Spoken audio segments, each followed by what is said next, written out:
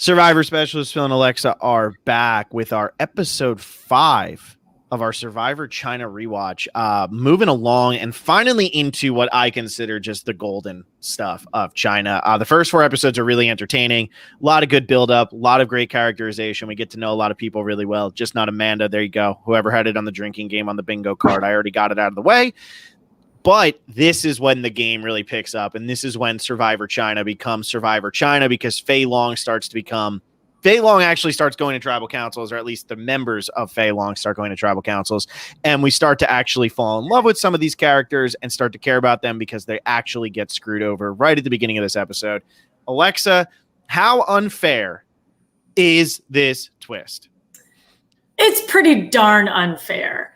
And I think this is something that even if this happened now, let me rephrase it. If this happened now, people would absolutely lose their mind. People would put this on idol nullifier and fire making levels of unfair. And this was a season I watched live. I wasn't really a part of the community, so I can't say that like my mom, dad, brother, and I were like, God, what a game ruining twist. But this does remind me of, the first swap that ever happens in Africa, where it's like, okay, this is a new twist. It's going to screw some people up. Mm-hmm. And I remember watching this live, and I remember thinking that Aaron was such a prominent part of this season. But now that we're breaking it down, Aaron is not edited. He is not really in this season. And that does make sense. I think this is definitely something we see in modern Survivor, where they kind of know he gets swap screwed. So he's just like generic athletic leader. There's really not much more to Aaron than that. They don't want us to love the people too much who get swap screwed, because when that happens, that makes Survivor look bad. I mean, remember in Ghost Island when the Malolo Lolos just kept on losing and losing and losing, and Bradley and Kellen just kept picking them off. That sucked because we had been built up to like Brendan and like Stephanie. And so when they kept falling, when they kept going home, it became frustrating to the audience.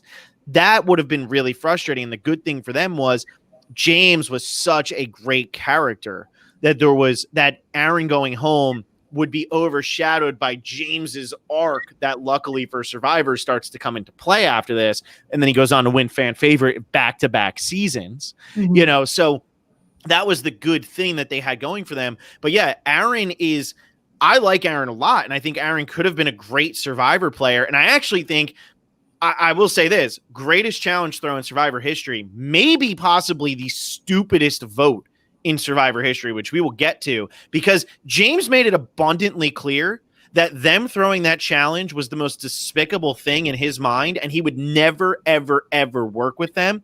Aaron was trying to be all about the team and everything. So I think it's a terrible vote out. But yeah, Aaron doesn't really get much. And I think it's because for him to go here, it would have been too devastating too early on. And especially since later in the season, one of the most devastating blindsides in the history of the show happens to everybody's favorite player. You don't want that happening twice in the same season.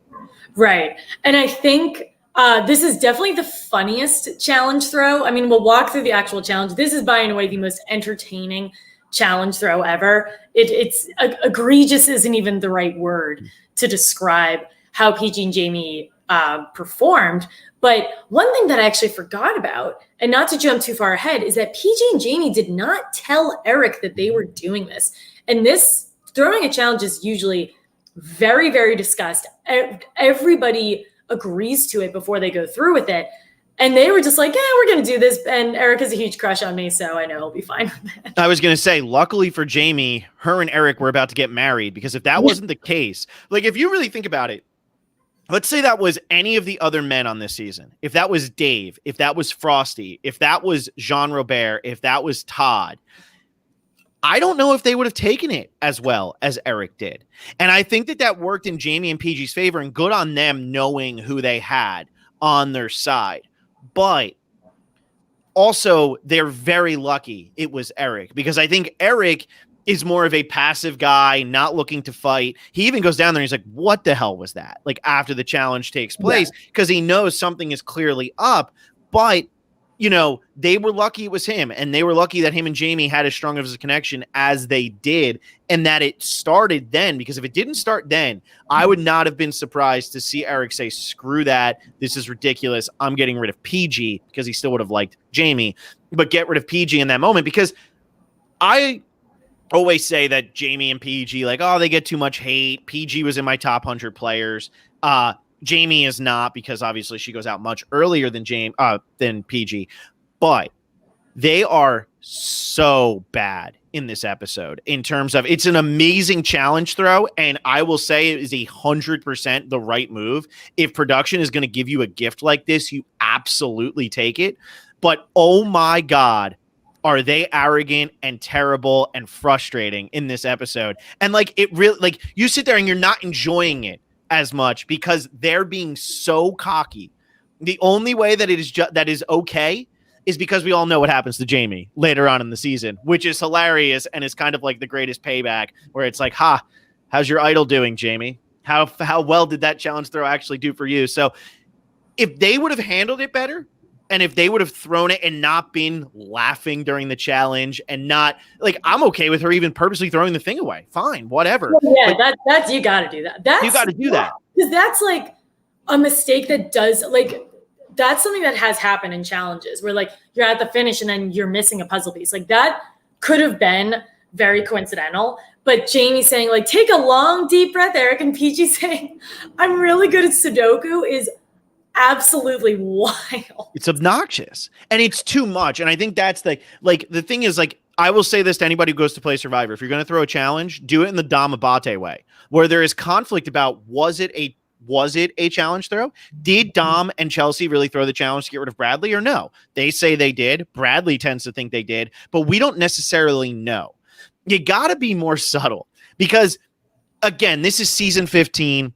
Whatever. It's absolutely amazing. I love it. But PG and Jamie doing this, they might think that it's setting them up to win the game, but neither one of them have any chance in hell of winning the game after this point, because everybody on Fei Long who's going to find out about this one way or another, considering all of the kidnapping that is going on in this season, they're never going to vote for PG or Jamie at Final Tribal unless the two of them are sitting next to each other and they have no other choice. Otherwise, they're not getting any votes because they're going to be pissed at how they handled this whole situation, especially when James or Aaron, whoever was going to be the remaining person, was going to come to them and be like, this is what they did. You've got to be kidding me. Well, I think what's so hilarious about the throw in general is that it's obviously it's incredibly obvious to the viewer, and it's incredibly obvious to Jeff, who not only was tipped off because he's the host, but Jeff almost has to slap James and Aaron across the face with the fact that this was a throw, which makes this whole episode even crazier. And, when they go back to Camper, where they go to tribal council, Aaron and James, they're like, oh man, like, this sucks. Like, what are we going to do? And it's like, oh my God, was it not so clear? For James, it was probably a little more clear because poor Aaron, like, almost died doing the water portion of that challenge, which is such a hard challenge. I thought that was just like a cherry on top of this being extra ridiculous, that James and Aaron were like not immediately aware that this was a throw. So, and this is my one thing I'll say to that. I think they were aware. I think they knew something was up. Maybe they didn't say James yelling and all of that, I think was more frustration, and maybe it hadn't clicked in his mind yet until the tribal council. But Aaron, I think, knew, but didn't want to say anything because he was hoping that, like, guys, I'm part of the team. Let's go. Yeah. Come on. And James being the one who blows up. I mean, that's honestly, in my opinion, that's a smart Survivor play. Don't call them out for doing that. Don't do anything like that. Just let it happen, because James, in 99 out of 100 times, James should have went home in this episode. And we had said we were going to get PG, but it doesn't look like we are. But I wish we could have talked to PG or Jamie about this, because what is your reasoning? What do you think James is going to bring to you in the future when he's screaming at you at the top of his lungs, telling you to just vote him out of the game because he wants nothing to do with you anymore? Right. And I don't really know. I can't really think of anything directly in the episode where they talk about it. Maybe their thought process was, okay, Aaron might have a little more of like the strategy game than James does, but again, that's not really mentioned. And I think Aaron actually gets caught in a little bit of awkwardness where I think it's the four of them, it's everyone except for James, and they're saying like, oh yeah, if we get to the merge, like, is John Robert going to be the merge boot? And he's like, I don't know, like, we'll see what happens. And I was like, like, he's doing the right thing, but their intentions are so evil that this is not going to work out for him. Yeah. And I think he should have said that Jean Robert was probably the merge boot. Just to be like, he's someone that like everyone can agree on. Exactly. That's the one reason why I would have said it. But it seemed like and I think it's PG who says it, like, Aaron's smart. Like, he knows what he's doing. And maybe that's ultimately why they voted him out, because they were more worried that Aaron could actually play the game and win it and come back from the deficit. And they figured James was more of an emotional player. And really, in Survivor, emotional players with no power are so much easier to control than strategic players with no power. Because an emotional player with no power, really going to dump your rice out. Great, vote him out next time. But a strategic player with no power can easily get back to having power. James does not get back to having power without Todd on this season. And that's what ultimately works for James. Aaron could have gotten back into a power position, I think, had it not been the cross tribal, and he wouldn't have needed Todd to tell him this is where a hidden immunity idol is in order for Aaron to get back in control of the game. Sure. Yeah, that's a good point. So I told Phil this before we went live, a lot of my notes for this episode were just direct quotes from people, because I think this is one of the most quotable episodes. I love a tribal council. Again, Jeff has to yank it out of them that they threw it. And little adorable Southern Jamie just goes, yes, sir. And he's like, okay, well, I hate this because I hate what this does for Survivor. And when James is having his meltdown, he goes, a lunch lady did that puzzle. The disrespect to his workhorse ally, Denise, I cannot take that. Well, yeah, and a couple things here. One, Jeff deserved this. I'm going to say that Survivor deserved what they got for this tribe swap. And you swapped tribes, making it so that not only were the tribes getting the two strongest members from the other side, those two strongest members were now going to be in the minority. You swapped tribes to incentivize throwing challenges. That is Survivor's fault, and they deserved everything they got for this. They deserved the fact that the next two immunity challenges, one is a throw, and the next is an attempted throw. The tribes are trying to lose because you idiotically swapped this. Like, this is so poorly done. And I think what their plan had been, because if you remember back during Africa, it was take your three members, come swap 6 and 6. Because this was 7 and 5, they could only do 2. I bet if it was 6 and 6, they would have done 3 and 3, which would have been a lot fairer. But because it was 7 to 5 and you could only do 2 and 2, of course PG and Jamie are going to throw the challenge. Like, Jeff can't get mad at that. That is great strategy. You gave them the two most powerful players in the game, the two strongest players, the leaders, at least from how Jean Hu was probably viewing it, of Fei Long. Of course they're going to try to throw the challenge. Like, that's like how, like, that is just, that's why we never see this happen again, is because it's obviously works out poorly, even though it's an amazing episode of TV. And it's mentioned, first of all, I love that, like, you know, when they're filling out the chart of who to pick, both tribes are like, oh yeah, we're just going to like increase by 2. Like, no one even considers that 2 of their people are going to get stolen. But then Eric is like, the second Eric reads the parchment, he's like, let's get the big guys to vote them off. And Eric's not even like, I'm sure Eric's a great like guy and a great player. He's not like any strategic mastermind on this season. And Eric immediately is like, oh my God, this is so easy. Like, why would they serve this to us on a silver platter? Yeah, absolutely. It doesn't make any sense. And so like they do this, and now it's, and like now it's just blatant. You have James and Aaron. Like PG keeps saying, we have control of the 2 biggest players in this game. Of course you're going to vote them out. You don't want to win those challenges, especially because Jean Hu is down 7 to 5. You get rid of, like PG kept saying, you get rid of Aaron and James. Now it's 5-5. Thank you, production. It's a ridiculous twist. It's why we never see it again. And, you know, Jeff can be mopey and mad all he wants. And when he goes over and picks up the piece, it's like, hey, here's this one that you threw over there. And James like, that would have sucked. He can be mad about this. He can be frustrated by this. But at the same time, you shouldn't have done this. Like, this is a terrible, terrible twist. And I would probably say Aaron is probably the most swap-effed in the entire history of the show because he would have never gone home if he had stayed on Fei Long. And because this wasn't a random tribe swap, I feel like he was targeted and then booted. There was nothing he could do about this. Like, this is just you are screwed, and there's no way to even scramble out of this. And this was purposely done. This wasn't a random draw, which, luck plays a big role in the game. This was Jean Hu is just going to take you. Like premeditated. Yeah. I know premeditated is like a scary word because usually the next word that comes after that is murder. But in the game of Survivor, it was about as close to a premeditated murder as you get.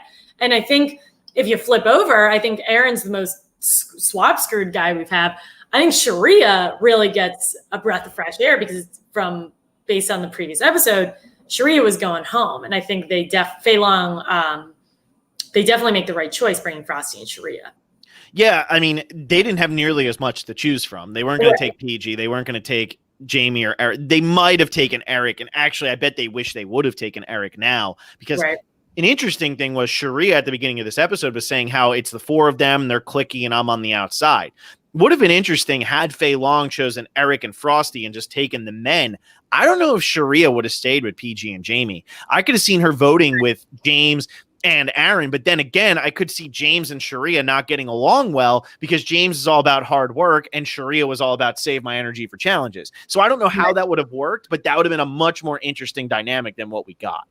But I do think that even though Sharia's plan was save my energy for challenges, I feel like this whole season is sort of divided into two types of players. Those who are very strategy heavy, which is your Todd, your Amanda, your like PG and Jamie for what it's worth. And then your general workhorses, which is James, Denise, like this really adorable alliance that exists for about 9 seconds. Dave, Sharia, because of how challenge oriented she is.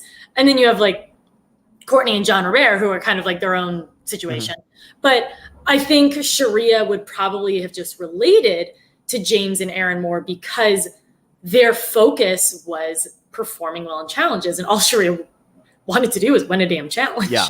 And they would have never been able to throw that as easily with Sharia as they were with Eric. And you keep mentioning James and Denise.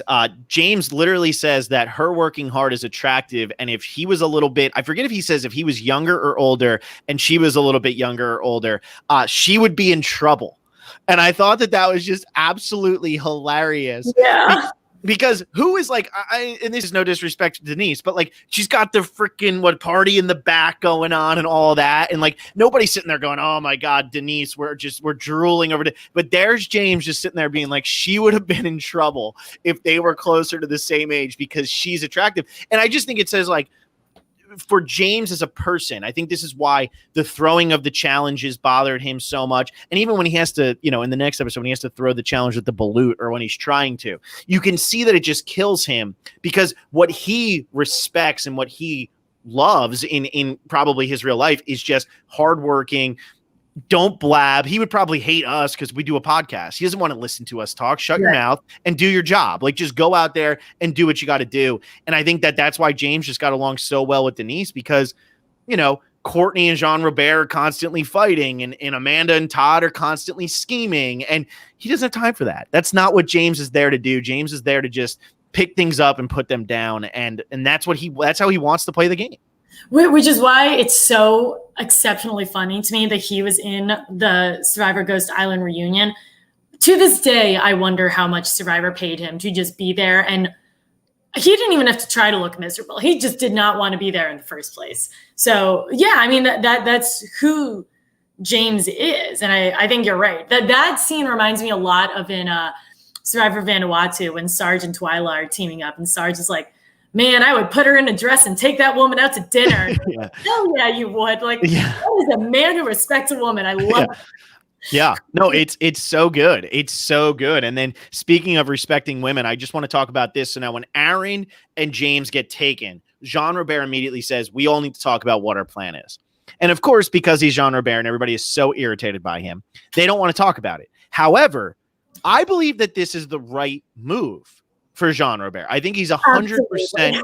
I think he's 100% right. Like we should talk about this because we can't let them come over and then be like, what But nobody was receptive to this. Were you surprised that even like the Todds and Amandas of the world weren't receptive to this? Because it also pretty much signals to Jean Robert, like, we hate you and we kind of would vote you out if we like them enough. Jean Robert speaks to this episode beautifully in a confessional where he says, this is a great day for Fei Long and therefore a terrible day for Jean Robert. Mm-hmm. There are two huge instances in this episode where I found myself completely agreeing with what Jean Robert wanted to do, and everyone just trashed him. The first one was like what you said, where he's like, hey guys, why don't we come up with a game plan? Like, we're all sitting here doing nothing. Why don't we come up with that? And no one's having it. And they're like, why do we have to do it right now? Blah, blah, blah. And also, when the morning after the swap, Jean Robert, the poor guy, like, he gets up. He knows how screwed he is. He's like, I'm going to start working. Like, I'm going to figure out how to do this. Which, to be fair, like, I know would drive me up a wall if someone was useless the whole time.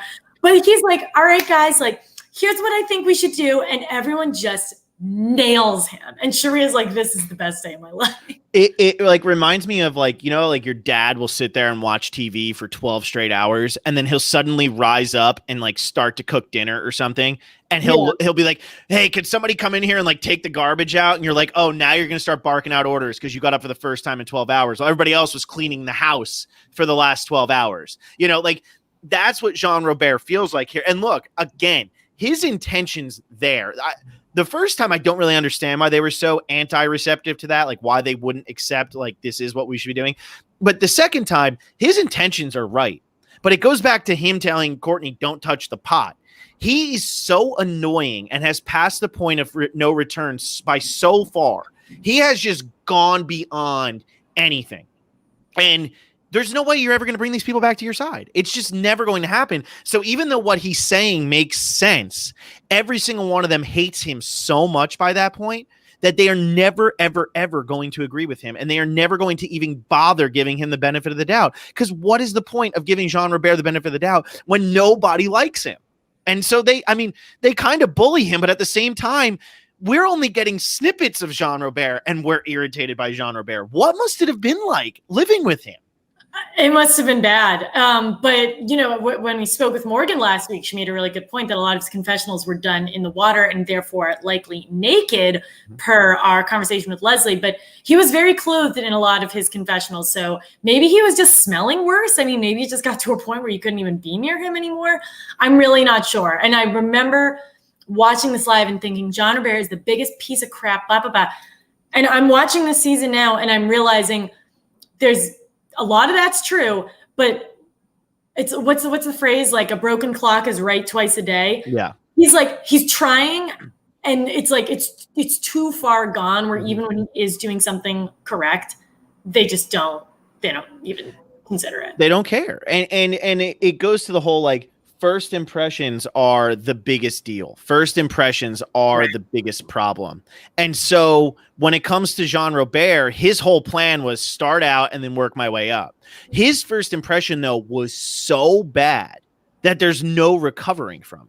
His first impression wasn't something where it was like, oh, you had a rough day one or you had a rough day two, whatever. No, Jean Robert had a rough first 14 days, and now he loses James and Aaron and all of a sudden wants to be liked by Courtney and Todd and Amanda, who he's just been obnoxious to the entire time. You can't recover from that. It's different than like what happened with Nick Wilson, where it was literally one bad day or 2 bad days, and then he was able to recover from it. Jean Robert has gone too far. You cannot irritate somebody for 2 straight weeks and expect them to side with you. It's never going to happen. Yep, exactly. And it only gets worse, this situation with Jean Robert. But for people, for Frosty and Sharia, they're loving this. Yeah, absolutely. They're thinking, oh my gosh, we've got our in. Jean Robert is an easy boot. And I will say this, and obviously it's going ahead to the next episode, but I'm assuming most people have seen the next episode. If you haven't, there's your warning. But had they not thrown the challenge to get rid of Aaron, I actually think Jean Robert would have been voted off of Fei Long. But because they threw the challenge to get rid of Aaron, it forced Fei Long to have to keep the numbers. Mm-hmm. And now they're paranoid and they realize how much this, like the original tribal lines really meant to the original Jean Hu, that they were just trying to get it back to 5-5. And there was no way Todd and Amanda were going to give up those numbers with how poorly James look, poorly James was treated. I'm acting like he was like, he screamed, whatever. But he's going to go like in the next episode when he gets to talk to his tribe, he's going to play it up and it's going to be from his point of view. And they all like James. So that's what they're going to agree with. So because of what James is going to tell them, that is the reason why they end up, I think, sticking with Jean Robert. I think had they just played that first challenge how it was and lost, I think there's a good chance Jean Robert might have went home. I really do believe that. I think so too, because the only other people who would have gone home before Jean Robert are Frosty and Sharia. And Frosty, the guy, he's incredibly likable. He's not rustling anyone's feathers. He's not doing anything out of the ordinary. So why would you get rid of him? And Sharia seemed to gel just fine too. Like, again, we didn't really see the dynamics too much because they weren't the tribe that went to tribal council, but there was immediate tension when James and Aaron got to their tribe. When we were seeing the Fei Long tribe, it was really only Jean Robert who they were focusing on again. Well, and I think it's because one, Frosty might be the most likable person to ever play Survivor. I'm not saying he's entertaining. I don't think he's not somebody I'm like, bring him back. But there's nothing that Frosty does where you're like, man, this guy sucks. Like he is just phenomenal. Like he is just a good guy, and you can tell it from the little bit of screen time he gets on this season. Sharia, I think, is way more likable than they played her up to be in the first 3 or 4 episodes because she doesn't have Dave there. They needed to give Dave people to argue with. They needed to give Dave somebody to bounce heads with. They don't need that now. And I think Sharia gets along really well with all of these people. I mean, Courtney and Sharia, based on how sassy both of them are, probably loved each other. I mean, they probably adored each other when they finally got to talk to each other. It was probably the biggest breath of fresh air for both of them, that it was like, oh my God, we can just sit here and talk shit about every other person. This is amazing. So yeah, I think that them throwing the challenge might have actually screwed them. Yeah, I think it did too. So I guess we'll talk next week about what actually happens. But yeah, I think you're right that, I mean, at least for PG and Jamie, we know exactly how this ends for them. I mean, PG, it ends a little bit better because PG gets a little farther, but well, PG does about as well as, go ahead. Sorry. About as well as like she can as just like the person from the minority tribe. Yeah, absolutely. But what cracks me up is that, like, going into the next episode, how much they are like, we need to win, because it's like, yeah, like you throwing this challenge, Sharia and Frosty could be over on the other side being like, hey, I am so glad we're here. I love you guys. I didn't like PG and Jamie as much, because if you really think about it, Sharia blatantly says she feels like an outcast. There's no way Frosty felt as close with PG, Eric, and Jamie as the three of them felt with each other. That could have very easily just been something where it's like, hey, we're going to come on in and work with these guys. We'll get rid of Jean Robert and it'll be, Tony doing his final five. That could have been this grouping. And, I still say it's the best challenge throw in the history of the show because it makes total sense. But you're also relying heavily on the fact that they don't get along with people on the other side, which doesn't always happen on Survivor. In the older school, it was a bit safer of a bet, but in the newer school, you can't really do that anymore. Yeah. And like we talked about, in newer school, they don't, or just in general, they don't really do a twist like this ever again. They do complete tribe swaps and complete tribe shakeups, which, has created its own problems. But in this case, this is definitely the ugliest version of it. Yeah. And I always feel that at least in a full tribe swap, that those are coming at this point. You got to know, you don't let people know they're on the bottom. You don't let people know that they're on the top. You have to play that middle of the road game. You know that there's going to be a tribe swap on every season.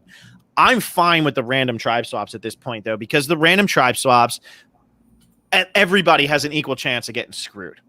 Mm-hmm. Or at least, like, how did you play the game up to this point? Did you play it well enough? Did you piss off some people? If you get stuck with somebody from your tribe, are you going to be voted out? I like that. I'm okay with that. In this one, Sharia and Frosty had no shot in hell, and James and Aaron had no shot in hell. They were the only 4 people who got screwed by this. Jean Robert can mope and complain and whatever, but Jean Robert did not get screwed by this. So there were 4 people who got screwed here out of the final 12. That's only a third of the cast. I'm not okay with that. That doesn't work as far as I'm concerned. So, when I look at what happened in Africa, Silas got the most screwed, but that was his problem. He shouldn't have been mean to Frank and T-Bird. If he wasn't mean to Frank and T-Bird, he wouldn't have gotten the most screwed. If he would have treated them the way that they should have been treated, he would have been fine. So I don't get mad at that. That was supposed to just be everybody gets screwed because it's 3-3, 3-3. And this one, that's just not the case.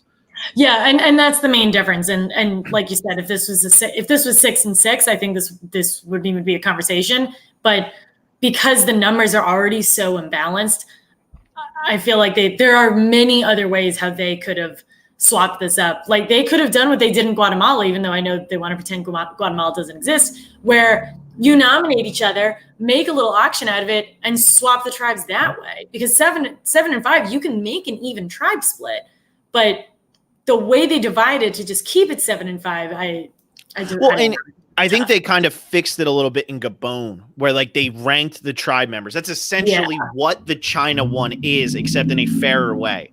Rank the tribe members 1 to whatever, and then have 2 people pick. And then the tribes are even, but you're picking based on how everybody else ranked them. Everybody knew Aaron and James were the 2 strongest people. Leslie had told everybody that Jean Robert was a pig, and Jamie had said that Jean Robert was awful. Like that had happened because of the kidnapping. So everybody knew that Jean Robert was not going to be one of the people who was taken. If you're looking at just brute strength, which is what they were led to believe, James and Aaron are the obvious choices.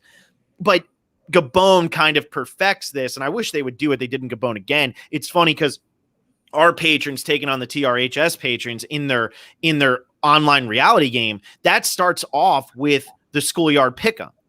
And it just creates drama right away. Like, why don't they do that anymore on the real show anymore? Like, I don't understand why they got rid of this schoolyard pick'em. What happens at the beginning of Palau, obviously, without 2 people going home would be better. What happens in Gabon, like Thailand even. I just wish they would do that because I don't know. They don't do it anymore, and it sucks. I mean, I miss that element of the game. I miss kind of how people would get picked, and obviously that's getting away from what actually happens in China. But it's just I wish that they would go back to like trying to be creative with how they switch up the tribes. Yes, sometimes you're totally going to miss like in China, but sometimes it also works out epically for TV. And as I was saying last night, Aaron was the sacrifice the island demanded. That's all it was. I mean, it really is. He is the boon of Survivor China. He needed to go so that Survivor China could sprint.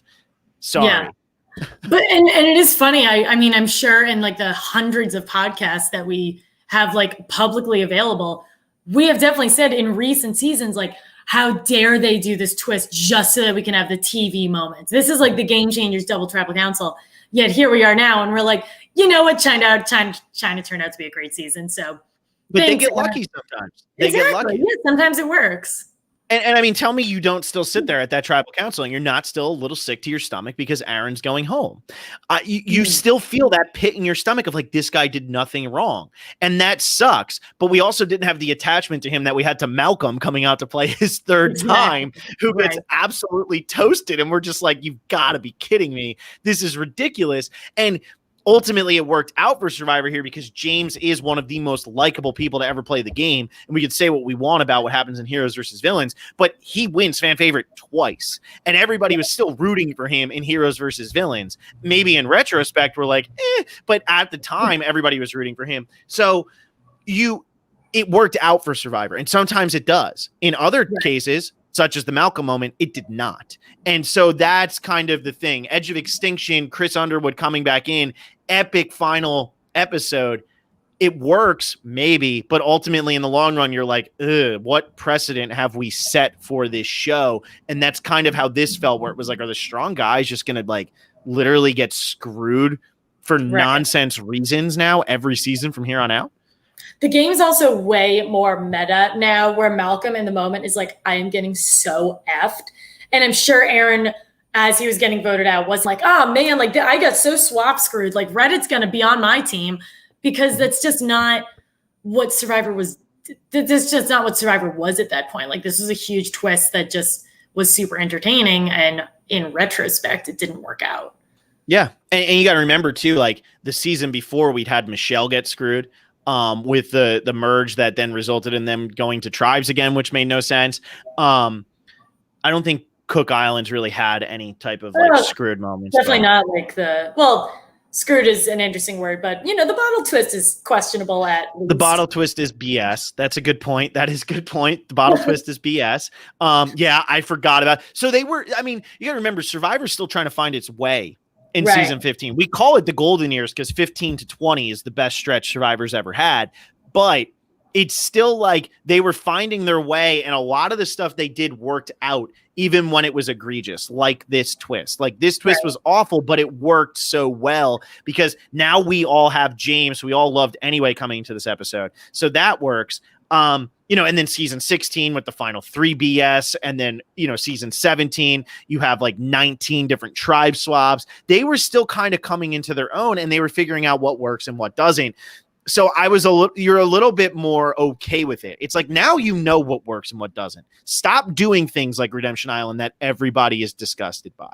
And Edge of Extinction is what you do instead. Stop doing like these twists that people have complained about for years. Like, stop that. Back then, I don't think they realized how much this was going to screw over the people who got picked, because Aaron should not have been the 12th place finisher on this season, and the person who finishes 11th should not be the 11th place finisher on this season. They were not set up to go in this order by any means, and there was nothing they could do about it. You talk about something other than this twist. I think James has a really good quote where he says, "My people are miserable over there. I like miserable people." And I think it really just like seals the deal for why this guy should get $200,000 as the fan favorite for 2 seasons in a row. I think it's just hilarious, which is something that we see consistently. Like Leslie goes over to the Jean Hu tribe and she's like, "Oh my God, they're so nice and welcoming. This is so great." And then James comes over, experiences the exact same thing and hates it. Hates it because they don't do anything. And that's not good enough for James, because James is just a workhorse. Like that's what he wants to do. That's what he likes to do. And those are not his people. PG, Jamie, and Eric, they don't really do much. No. Which it's a strategy that pretty much works for all 3 of them. I mean, they do make it far. Dave goes home by doing too much, but it's interesting. It's a little interesting. Really, I think the only thing we haven't covered on this recap is the budding romance between Jamie and Eric. I think that's just a pretty funny scene. There's a couple good quotes that come of it. What do you think of the scene, Phil? I love it. And I love that it contrasts. They've immediately followed up with James talking about how much he thinks Denise is attractive. I love that it goes from Eric and Jamie to James and Denise. Like the couple you could see happening. I think he was living in Tennessee at the time. She's in South Carolina. So like the Southern good looking. And then you go to like James and Denise, the lunch lady and the grave digger. Like write a book about a lunch lady and a grave digger who like have this blossoming romance, and you would be a bestseller. You'd be a millionaire. But I like this scene. I mean, I think it works. And obviously like we know now what ends up that Jamie and Eric are married, and like, I don't know if they have kids. I think they do. It works out. I think they do have children. It really works out. And that's awesome. And it actually makes it more enjoyable to watch now because, even though Jamie ends up being kind of the worst in this episode, like she's in this episode, I actually like Jamie. I like Jamie too. This episode, she's awesome. This episode, she's not great. Yeah, this episode, she's not great. But even though she's kind of the worst in this episode, I can sit there and watch and be like, "Oh, like look at that. That actually ended up working. Yeah. Like that's real. That really happened. That wasn't just like a showmance between Colby and Sugar. That was like real." That's the showmance that we're going with. That's the one I'm going with. Yeah, I thought it was really cute. It was really cute because, like you said, it actually like follows through, and not many do.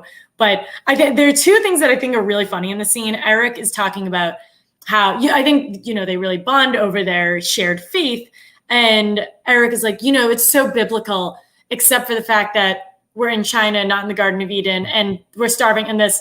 So I wrote down, I was like, so it's only biblical because like a man and a woman are to each other. Like, got it. And then Eric drops the bomb that he's a virgin, and Jamie in her head is like, "Oh yes, I also need to give him a vital piece of my personal life. I have a clue to an immunity." I love that. And I will say that this sets up the greatest Jean Robert moment, which happens at the reunion, which is when Jean Robert just is like, "So are you still a virgin, Eric?" And just screams it for the entire audience. And Eric just like, I thought Jeff was the one who. I think it's Jean Robert. I think because everyone on Reddit thinks it's Jeff, so we're gonna have to debunk that. John Robert, maybe if Jean Robert doesn't say, are you still a virgin? He definitely brings up something and says something egregious. What were you going to say? No, you know what? I think you're right. I think John Robert brings up whether or not Eric's a virgin, and Jeff asks Courtney if she's anorexic. Oh, yikes. I don't remember that. Yeah, it's the China finale is. I can't wait. It's a lot. That Jean Robert moment is my favorite of all time because it just shows the kind of guy Jean Robert is. He doesn't know boundaries, and he is trying to like troll. Like he was an original troll. You know, like he is incessantly trying to troll you. And that's his personality. I feel like in real life, Jean Robert is actually probably a very likable guy. Yeah. But that's what he wants to do. Like he wants to make you uncomfortable. That's his MO. And it's kind of funny. And when he says that, and Eric's like, my mom is in the audience, John Robert's like, hey. Like, so hey, mom. So yeah, I feel like hanging out with John Robert would actually be a ton of fun. But Survivor is like the worst possible game for trolls, which is why his end is so fiery. Yeah. Oh yeah, and it's great. It's great. But yes, so we get Eric drops the bomb, and he's a virgin, and I have a hidden immunity idol clue, and I love how the hidden immunity idol works out for Jamie. One of my favorite moments of this season. But well, Alexa, I think that about covers this episode. We have a long night ahead of us still. We are not nearly done. What do we have on the old docket here? So tonight, in about 19 minutes, Phil and I are going to be watching the live premiere of The Amazing Race Season 32. And then right after that at 7 p.m. Pacific, 10 p.m. Eastern Time, we're going to be back live recapping that. So for those of you who tuned in for The Amazing Casuals, I guess 2 years ago at this point, we are back. And it feels really good to have like any kind of reality TV competition show that isn't The Bachelor or Big Brother on. So we're really excited to be watching this. So that's what we have going on for the rest of the night.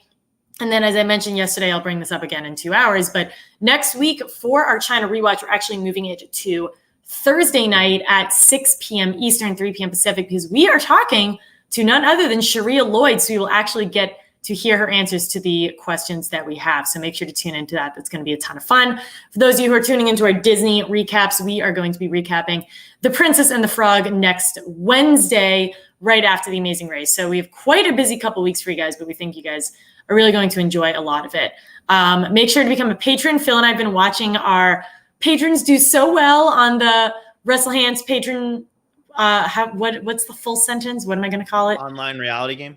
The ORG, as some people on the internet call it. I'm on episode 2, and our patrons are doing great so far. So anyways, become a patron because our patrons are super awesome, and they will hopefully win us ORG reality TV games, which obviously gives us a ton of street cred. Mm-hmm. So shout out to everyone who played, shout out to everyone who's a patron, and follow us on Facebook, Twitter, and Instagram. We will be back in about an hour and a half to recap the premiere of The Amazing Race Season 32. Bye, everyone. Bye. Oh, Amanda was invisible too.